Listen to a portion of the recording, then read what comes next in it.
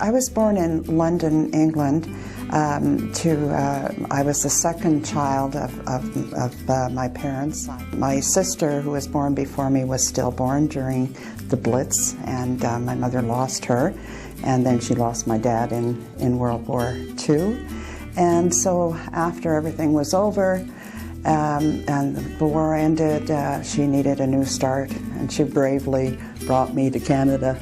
And I bless her for that, because it was the best thing for me and for her. We stayed in Toronto. My mother remarried a northerner. He came from Mattawa, Ontario, and he always wanted to come back north. So eventually we did. In 1960, we moved to North Bay, Ontario, and I finished my high school there.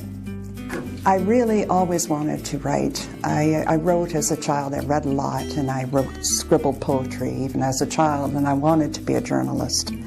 But I did not have the education for it.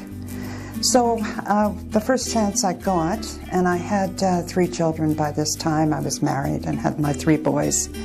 And I was back in North Bay, and the first chance I got to work at my job, at what I wanted to do, I managed to get a job in the advertising department of the newspaper.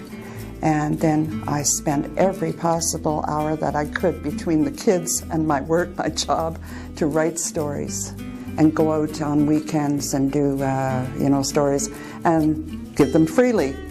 Here's a story for you. And they never failed to print it, which was very encouraging. But they did not hire me. Until I had to stop work for some surgery, and minor surgery, and I got a call that within a few weeks of my surgery, when you come back, would you please come into the editorial department? And I said, yes. I worked there for 4 years and then moved to BC with my children.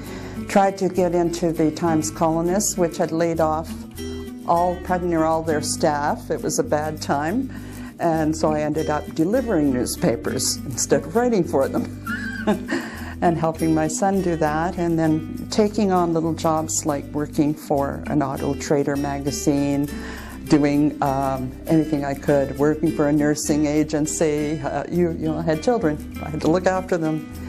And but then as soon as I saw an ad in the paper for a journalist, it was way up north, and I thought, well, I'm a northerner, really.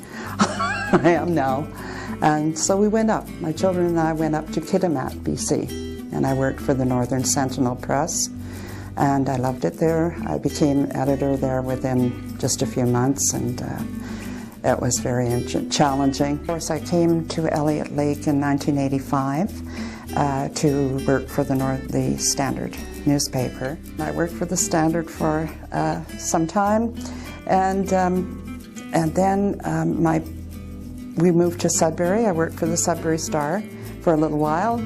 Came back to Elliott Lake when MPP Mike Brown was looking for someone to work in his office in Elliott Lake. And so that was a real nice challenge, something different, and yet I was still writing. I was able to write letters for him, do his correspondence, that type of thing, and write about the issues in the paper, and his column, and which they don't have anymore. And so it was very, very challenging. I worked for him for 11 years and then had to stop working because of health issues.